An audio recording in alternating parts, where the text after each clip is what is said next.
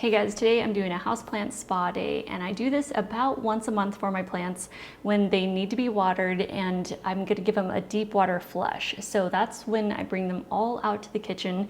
I give them a good deep watering, flush out any of those excess salts that have built up in the soil, or if anyone has been over fertilized or anything, that's their time to kind of refresh the soil, get it all completely rehydrated so they get a good amount of water. But also I will take them into my shower and spray down any leaves, or if I notice anything weird going on the leaves, I will treat those plants, wipe them down. And having the plants out here while they're draining and drying opens up their shelf space, so I'm able to wipe everything down in the plant room. That way when the plants go back in there, everything is fresh for them. So today's going to be different compared to how I normally water my plants, which is just taking my watering can around the plant room and watering about every 4 or 5 days, whoever needs some water. But today they actually get to come out and they get the full treatment. So houseplant spa day is their extra special day. So let's get started. I'm going to go in the plant room and start grabbing the plants out, and I kind of do it in zones. So I have my plant room kind of in different sections, So I'll take you in there and show you what I do and like where I start usually in the room. And before I get started moving the plants out for their spa day, I want to share one update that I recently made here in the plant room. This new desk, it's a height adjustable standing desk. I absolutely love these desks. This is by FlexiSpot, and this video is not sponsored, but I collaborate with FlexiSpot on occasion. Over the past couple of years, I got to test out several different products from them. I really like their designs a lot. I like the company, I like their quality. They specialize in very sleek, ergonomic, minimalistic designs for the workplace and home office. And I loved their other desk that they sent me about 1.5 years ago. It's the desk that I use every time I'm filming videos with you guys in here, where I'm standing right behind it. And I pretty much live at my desks, which is why I have 3 of them around my house. I have 3 standing desks. I cannot recommend them enough. I absolutely love my standing desks. So I'm always happy to test out a new product from them. So this one is one of their newer designs. This is their glass top, and this is the white glass top that I got. And I love the white glass top because it creates a really beautiful reflective surface in photographs, and that's why I wanted this desk. That's my main purpose for it, is shooting for my website with crystals and minerals. So you can raise the desk up or down here, and then you can program it. You can have 4 different settings for different heights already pre-programmed in, so you just hit one button and it raises it to the height that you want. And then you got USB ports here too, which are super handy. So I've already had this desk for a month to be able to test it out, and it's awesome. So I already have my heights programmed in here. So let me just tap that one. You can see what height it is right now. I'll just hit it again.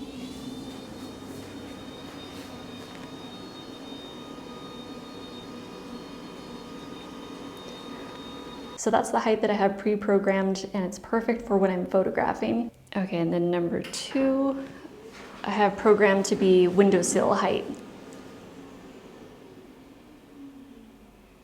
I love it too because I can adjust it for the plants. I'll go down to my next pre-programmed height, which is sitting level.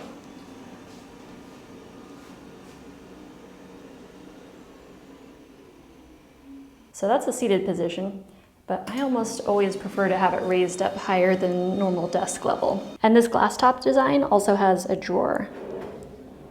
Just glides out smooth, and the bottom is metal.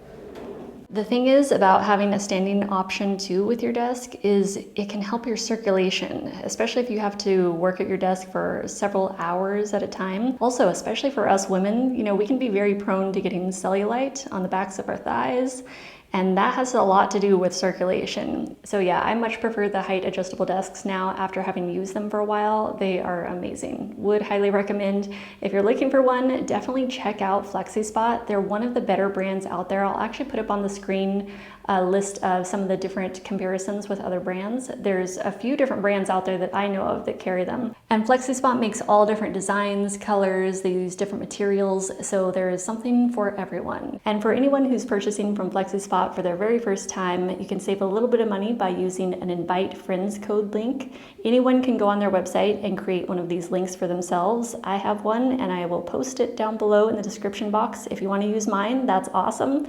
I will receive a little bit of receive monetary compensation from that, and you save a discount when you purchase from FlexiSpot for the very first time. Or you don't have to use my link. If you use someone else's, that's great too. They just make good products, and I'm happy to share them with you guys. All right, we're in the kitchen. I brought all my philodendrons out. They were in that far corner section of my plant room, so everyone's out here ready to be watered. And I've got all my water over here, and I think I'm gonna add some liquid dirt this time too. If you feel like your plants need a boost, you know, some liquid dirt or Super Thrive are excellent without doing, you know, like a big fertilization, or you could just do a pure water flush. So on plant spa day, just once a month, I'll usually do the pure water flush, where it's just purified water, nothing else added to it. But today I think I'm gonna add a little bit of liquid dirt, or you could add Super Thrive, which is like a multivitamin for your plants. Either one is good, and it's really gentle, not like a regular fertilizer, but it does give them a little bit of a boost in case you're noticing your plants could use extra help with their new growth. Okay, so I've got my water station over here. So what I do usually is I save all of my gallon jugs from, you know, whenever I have to buy it for the humidifier, the distilled water. So I just save those and I repurpose them either for collecting rainwater, or I'll make purified water with the Brita, and I'll just pour that into the gallon jugs ahead of time. So I like to batch collect the water, and then it's ready for watering day. So I'm just gonna add a dash of liquid dirt to each one. Just about a capful is all you need. And then before watering, I just make sure to shake the gallons so it's blended well in there. And then I have the stainless steel grid that I put over my garbage disposal side of the sink, and I just grab my plant pots. Oh yeah, these philodendrons are thirsty. So I usually can fit about 3 or 4 pots on there, just depending on who I'm watering at that moment. And you could water your plants straight from a gallon jug, but I still like to use my watering cans. Also, the spout is smaller, so I'm able to water more slowly and evenly without the water like gushing through. Because if you notice it when you water fast, like pour a lot of water into your pot, it can kind of find the pathway, and it just goes through that one pathway and pours straight through the bottom without actually saturating the soil. So I like to water with a smaller spout. That way the water can slowly seep in and saturate the soil more evenly, especially if you have really dry plants. Like if the soil kind of dried out a little bit too much, that's my philodendrons right now. Sometimes I'll go in like a little circular motion around the pot just to make sure it all evenly gets saturated, and I'll water until it's coming through the bottom of the pot. After they've all kind of drained, sometimes I will go back in and give it a little bit more water, just a quick second watering, just to make sure that soil got saturated. Okay, so these guys are all done draining. I'm just gonna move them onto their saucers. And I'm not gonna put them back in their spot yet because I might kind of reorganize in there a bit, and I still gotta wipe down the shelves and their tables. So I'm just gonna let them sit here on their saucers. And this Philodendron Patriciae, I need to water this one next. This one is getting big. It's got some gorgeous leaves going on it. This one is pretty thirsty too. And while that's draining, I'm gonna go start wiping down the shelves in the plant room. Okay, so I've got my vinegar and water. I'm just gonna spray these shelves down really quick while the other plants are out there drip drying.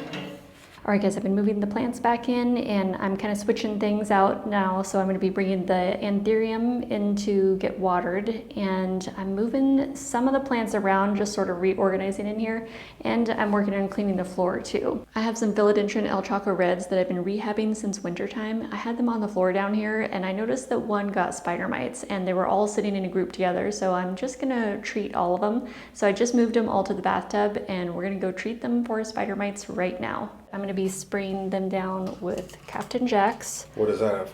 For spider mites. No, it's pest control. I'm going to spray all these leaves down. So I spray the fronts of the leaves and the underneath side of the leaves. So you want to get both really good, and right in the sinus too. Spider mites love to hang up their little webs right in between there. These are rehab El Choco Reds. They came in during winter time. It was like the worst week. It was the coldest week here. And they had so much cold damage, and it's taken me this long to try to get them to recover, and they're finally putting out new leaves. However, I've been neglecting them, and they're a little bit mad about that. I let them get a little too dry. Apply this stuff? Oh, just a regular, no, not weekly. I just spray it on like maybe once a month. I just keep an eye on the leaves, you know, of all the plants really. And if anyone looks like they're getting some little pinhole dots on the leaves, then I take them in for a treatment, but it's pretty minor.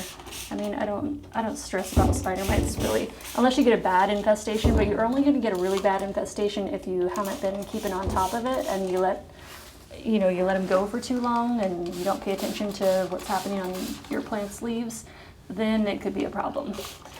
But if you stay on top of it, it's okay.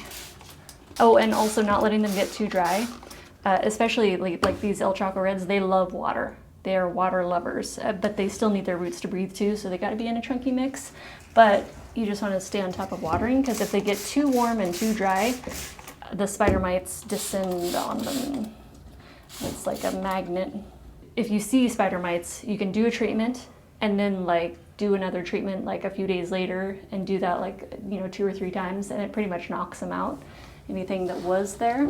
And I kind of spray the stems too, and I'll spray actually the top of the soil. All right, it's the anthurium's turn now, and I've got most of my anthurium babies out here. Well, actually, wait, I do have that wall of queens in there, and so I don't have any of the queens out right now. When it comes to watering the anthurium, I'm more light-handed, and it may drain through a little like that, but I stop there. So I don't go back in for a second round. I don't try to soak and saturate the soil with anthurium the way that I will with philodendron. Anthurium like water, but they hold a lot of water themselves in their roots and in their leaves. So they don't need like a ton of saturation each time you go to water. I find that they do better with lighter hand when watering, but they like frequency. This is the regale. I'm going to put this one back in there right now. That one it still has its original leaf, and I can feel that it's dehydrated too right now. Like it gets very soft and pliable if I let it go too long without water. But it's better to let it go until you can feel it needs water than to overwater these, because these get extremely sensitive if they are overwatered. Anthurium magnificum verde, this is a brand new leaf that it's just put out here. It's very, very soft and tender, a little bit dehydrated, so I gotta get that watered. So yeah, I pretty much just do a real light watering, and I try to be consistent, which doesn't always happen. So sometimes I get some spots on my leaves, but I don't really stress about that, If it happens, it happens, but it's always nice when they do stay really pretty. Okay, let's see if that was enough. So there we go. The water is just dripping through the drainage hole, not pouring, not totally flushed through. So that's pretty much how I do it. Papillominum hybrid.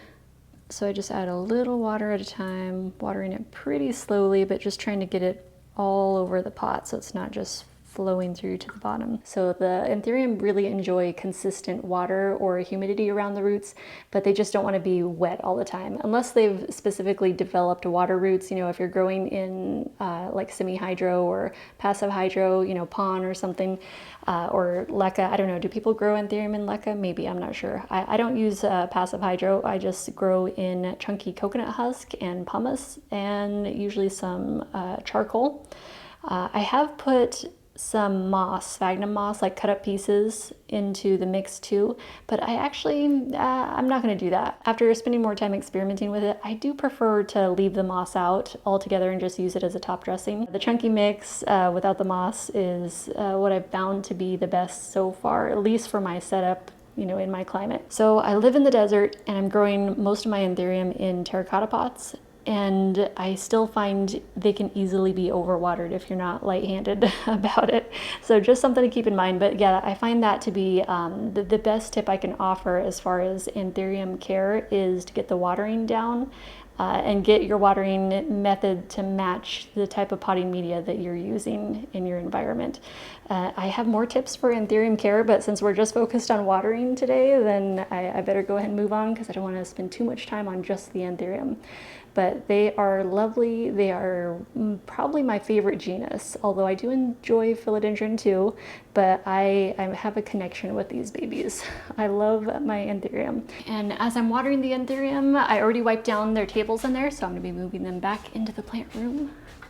All right, time to water the Queen Anthurium. This is Michael's favorite plant, and it might be mine too. I really do enjoy these. They're fun to grow, and I like the variety of different leaf shapes that you can get with these because they're such a variable species. This is a brand new leaf that this one has just put out, and it's still filling out, and I can feel it's soft and tender still, so I'll be very gentle moving these guys out. These are one of those Anthurium species that are also sensitive to being overwatered.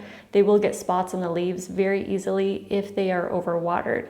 If they're underwatered, that will look different. That will usually be the tips drying out, but that's pretty easy to spot. So I overwatered this poor little plant. I got a little bit too excited, you know, I maybe put a little too much water in there, and it got some yellow spotting, some damage around the leaf margin, but that will stop. It will not continue unless you continue giving it too much water, but otherwise that will just stop and it will not continue to spread usually. Let's see if there's one that has been underwatered. Like this one, this has just some mechanical damage, and then the tip is a little dry there because it got a little bit too dry. So the Queen Anthurium, they're such big leafed plants and they have such chunky roots that just like some of the other Anthurium we were talking about earlier, they hold a lot of water. They are very hydrated plants and they've evolved to hang on to that water very well. So they hold a lot of water in their leaves. In fact, if you just touch a Queen Anthurium leaf, just kind of, you know, move it a little, you can feel this almost water effect in the leaf. You can feel how kind of jiggly it is. I don't know how else to explain it, but they hold a lot of hydration in their leaves and their roots, and they're just very adept at holding on to that water. So even though this is not a Anthurium care video quite yet, I can share a couple tips that I like to do with the queens that I find they respond well to, and that is whenever they're putting out a brand new leaf, I water them pretty frequently. Like about every other day, I'm giving them a splash of water in their pot. So the plants will be able to sense through the roots that they're able to support more leaves and bigger leaves when they have that constant, frequent supply. So it's like giving them a little bit of rain every other morning is kind of what I do when they're putting out a new leaf. All right, let's get you guys out to the kitchen.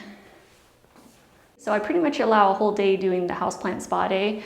I don't mind it because I like my plants. I like taking care of them, so it's really enjoyable and it's just a very therapeutic day. It's like a house cleaning day, but for your plants. And there's definitely a lot of back and forth because my plant room is at the opposite end of our house compared to where our kitchen is located. So there's lots of back and forth, but I kind of view it like going for a really long walk. It just happens to be in the house. So houseplant collections definitely take some time, especially depending on how many plants are in your collection.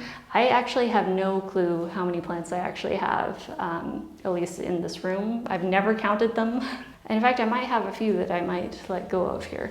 Okay, I'll just get these lower shelves. But yeah, I find that moving the plants out of the space and then bringing them back in allows you that opportunity to kind of re-envision your space, see if you want to change up how you style them, and you can create a whole fresh new look in your space. And it just feels good. It feels kind of reinvigorating. It gets you more excited about your plant collection, especially if you were feeling a little bit stagnant with it. It just can create a fresh new space. Okay, I'm just gonna finish wiping down these shelves.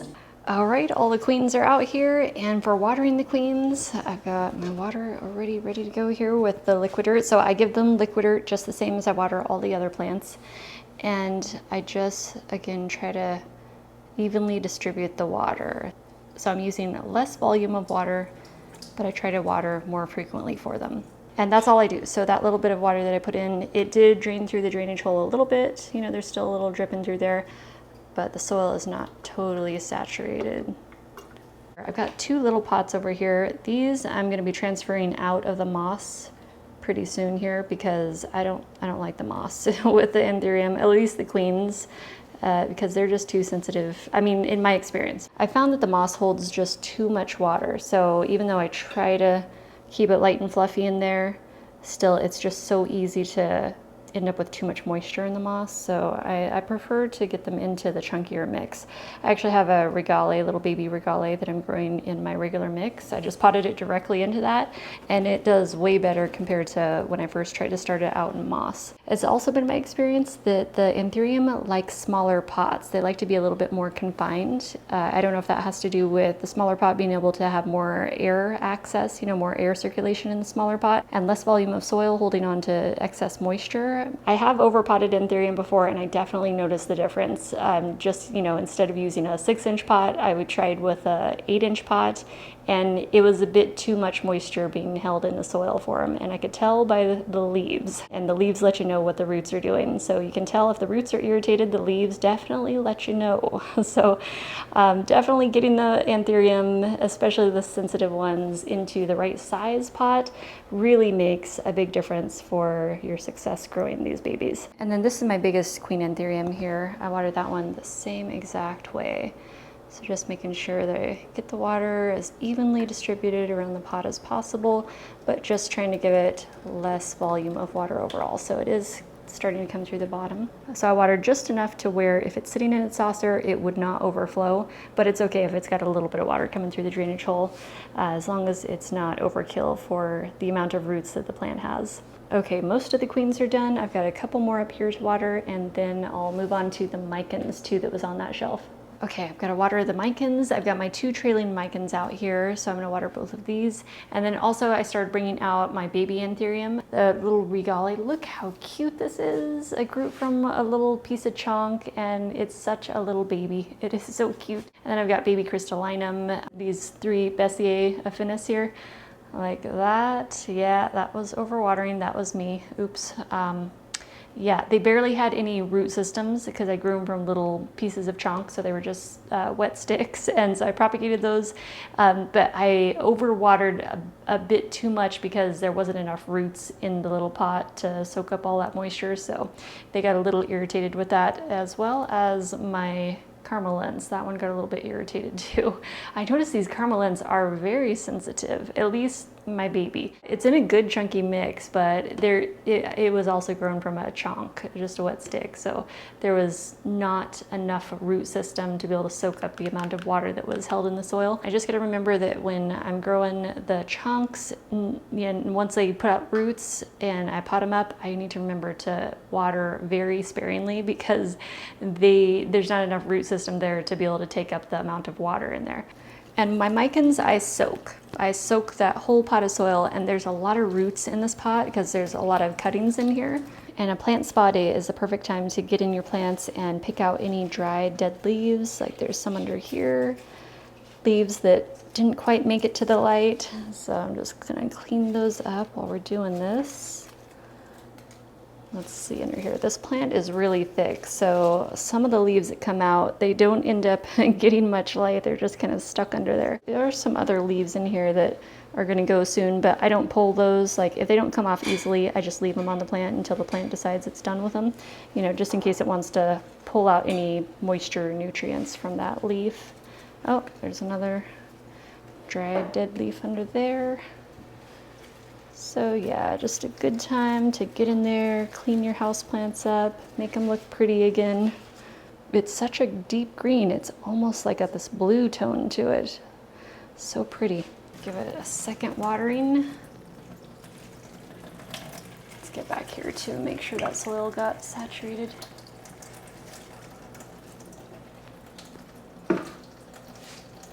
All right, I'll just let that finish draining, and that'll go back in the plant room, and then I'll move on to the rest of the micans up here and the little babies down here. I've got the Alocasia out here. That one is like an explosion of leaves. It's so cute. I love that frydek. The Alocasia micholitziana. This is the black velvet, and I've got another black velvet up there, and then the dragon scale over there. I have 3 plants in here, so this is a little community pot, but I loved how they looked all planted together. And so I had a couple of little babies that I tucked in there with 2 bigger plants. I've actually killed a black velvet in the past, and my mistake was I didn't take it out of the original soil mix and I just watered it like normal, but the soil mix was way too dense and it held on to way too much water. I noticed the Alocasia black velvet seems to be prone to edema, so I've got it in a very chunky mix. and they really seem to like that a lot. Having them in the chunky mix definitely makes it easier, and I can water more liberally, so I don't have to worry about them getting the edema. All right, back in the plant room. I've been moving a few plants around as I've been putting them back in here, just kind of reorganizing, and I've got a few more to water still. So the plants that I normally water in place are the ones like the ones on the totem poles, you know, like the micans. So this one I have to water still, and then, oh, I do have to water the vanillas too, my vanilla orchids. So I've got the green one, green regular one, which is now trying to grow on my wall again. And then I have the variegated one down here. And my alocasias are back in here. Oh, and I forgot, I didn't show you the Alocasia zebrina. I watered that one already too with the other alocasias, and everybody's back in here. Can we just take a moment to appreciate the beautiful stems on the zebrina? I just love those stems. This was probably the first plant, the first aroid, I should say, that really got me hooked on aroids. I had ordered that on Etsy and immediately was in love with aroids. Like, it just totally turned me on to them. And this is its newest leaf here that it just put out. So the leaves are getting bigger and bigger. Oh, it's got a leaf bump on it already too. Oh, I can't wait. Yeah, that one is really happy under the spider farmer grow light here. So I don't move it. I finally learned to stop moving it because it gets mad and it will drop leaves and it will only have 3 leaves if it's not getting the type of light that it wants. I also had to change the soil and the pot that I had it in. I tried to grow it in a ceramic pot. It wasn't pleased about it. It wanted to be, I guess, more air. It wanted more air. So in this corner with the shelves, it's probably looking a little bit messy there because I got some wild pendant anthuriums. So those are kind of going all over the place. But hopefully, as they put out more leaves, they'll start to look a little bit fuller and lusher. I moved the Alocasia black velvet over on this side so it would have more room. It was really spreading out a lot, so it was kind of outgrowing the space I had it in before. So hopefully it'll have more, better access to light for all the leaves over here. And then the micholitziana, I did treat that for spider mites. So I took it into my shower and sprayed it down with Captain Jack's. I didn't see anything on it. I didn't see any pests, no sign of spider mites, but I just wanted to do some preventive maintenance on it just in case. And all my El Choco Reds are now up on my desk here. I just kind of lined them up so they would all have access to the light. And I'm gonna try to find a place for them. They're probably not gonna be up there permanently because I need to actually use that desk when I'm working. But for now, they're gonna hang out there.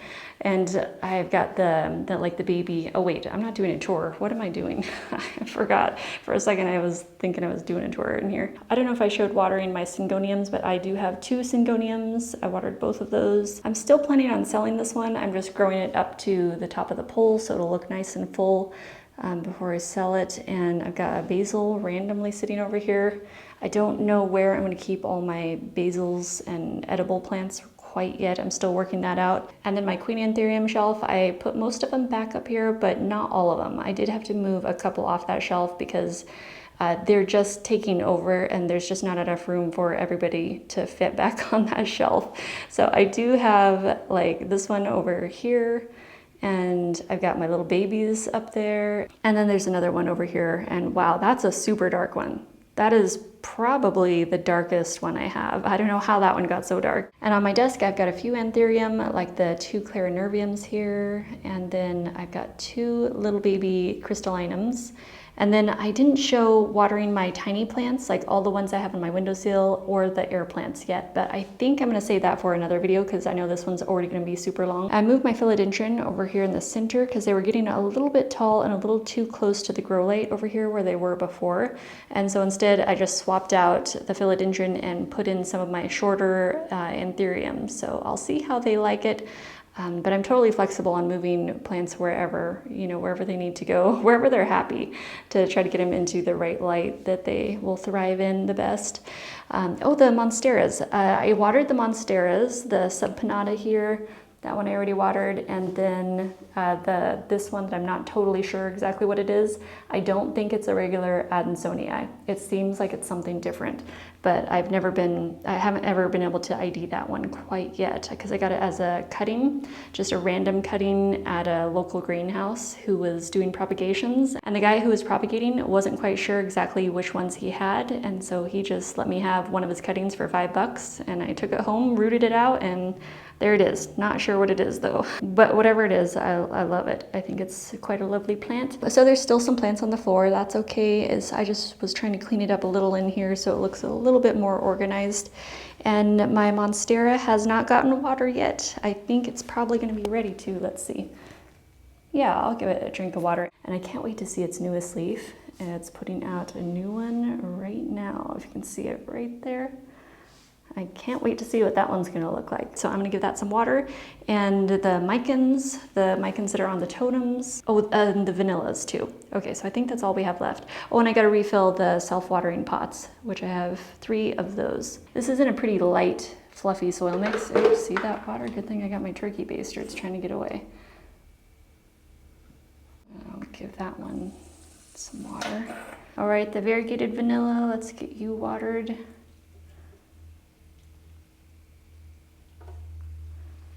Suck up some of that water. I'll give that to the micans over here.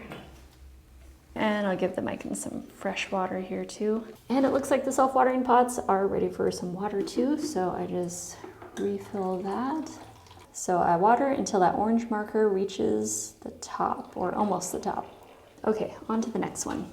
Philodendron luxurians is up next, which it is quite luxurious. It is extremely velvety, very dark and lovely. I do love these self-watering pots. I got these on Amazon in a pack of 2. I think it was like a pack of 2 around $25 or so, something like that. And then I've got this one over here, the zebra Philodendron gloriosum. There's a petiole here without a leaf, that's okay. I think that leaf yellowed and fell off because it was tucked in the back. I had it over there before and it was just not getting enough light in the back here. So that's why I moved it, and I'm gonna see how it likes it over here. All right, I'll get you back on the shelf. And then my extra tall micans over here. Give that a good soak. And that one has outgrown the top of its totem. So now I've got these vines that are just, I think I'm gonna have to do some propagations on this because they have no place to go now. So they're just currently hanging out there until I figure out what else to do with that pile on the top of the totem. But it's gorgeous. I love micans so much. It's one of my favorite plants and definitely one of my favorite philodendrons by far. They're just an absolute joy to grow and so forgiving too. All my basil plants I have over here now. I'm actually gonna group those together and pot them into a larger pot, at least like 2 or 3 of them, however many I can fit, just so they're not in, a bunch of little 6-inch pots. I still have to water my string of hearts, this one here anyway. I watered the smaller one. This is a little pot that I propagated not too long ago, so that one looks like it's still doing good. It's got lots of new growth coming out there. And then, oops, pardon me. This one back here is one that I'm going to be propagating to. It's pretty stringy. It's one string that's all like curled around, so I'm going to chop that up and prop it. But the big one is doing good. I do need to take that into the kitchen though and water it because I'm sure it is ready for a drink, and it's dragging on the floor down there too. So it's heading for the light, I guess. So it's just, checking things out. It's on its little journey, looking around, seeing what it can find. I gotta water the Monstera, and the pot setup I have it in, it's in a plastic pot, and I have a saucer inside this decorative pot, inside the ceramic pot, to catch any water. Although I still don't wanna like totally flood the pot because the saucer could overflow in there. And this decorative pot does have a hole in the bottom, so I don't want to end up with water all over my floor. So I water it pretty lightly, but I'm very consistent with the watering with this plant also.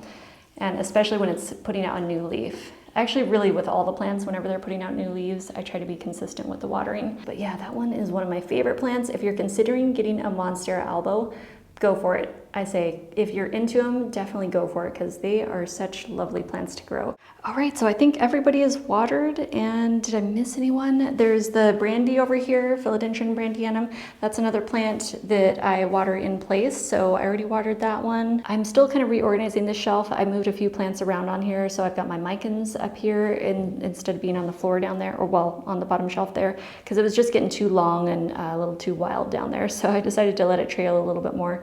And then I've got one of the queen anthuriums over here, that big one that was kind of stretched out. Let's see, its 3 leaves are kind of all facing different directions. And then on the top shelf, I have some of my baby Anthurium and a couple of baby Philodendron up there too. I just want to test them out there and see how they respond to it. I don't know if they will be too close to the light or if it'll be okay. I'll just have to experiment and see, you know, if they're happy with that, or if they're not, then I will relocate them to somewhere else in the plant room. These little baby Anthurium regales are so cute. I love those little leaves. And then its little friend behind here, I just grew those, both of those from chunks. I just love baby Anthuriums. They are so cute. And one thing that I changed in this plant room has created all the difference in the world when it comes to dusty leaves. So this room used to get dust in it, and I used to have to regularly wipe down my plant leaves just to get the dust off of them. But after we closed off this vent, Michael sealed it with some insulation and we just completely blocked it off. We actually did that during winter time this past winter because there was cold air blowing through there and it was getting on my plants. But yeah, that really stopped all the dust that I used to get on my plant leaves. I used to have to wipe them down all the time, but I have to do that out in the rest of the house with any plants. But in here, they stay so clean now. It's amazing. So I didn't have to wipe down any of the leaves because they just weren't dirty. There was no dust on them. So they stay clean and shiny and dust-free pretty much for the most part, without having to wipe them down constantly how I used to, or how I have to in other parts of the house. So yeah, it's a pretty clean and fairly dust-free environment for the plant babies in here. So I just wanted to mention that too, that normally I would have wiped down all the leaves, but I just don't find that necessary with the setup that I have going right now. Thank you guys so much for hanging out with me for today's houseplant spa day, and everyone is watered, everything's all refreshed in here and clean, and I feel like the plants are just overall happy when they get attention like that. So I have a lot of fun filming these videos with you guys. I don't know what the next video is going to be. If you have any requests, leave them in the comments below and I will do my best to do those for you. Otherwise, I know I definitely have vlogs coming up for sure, and some food videos and some other stuff. Oh, gym show. Oh yeah. Okay. Oh my God, I'm behind already. All right, guys. Thank you so much for hanging out with me. I love you. Have an awesome day, and I will see you in the next video very soon, coming up right after this one. Love you guys. Bye.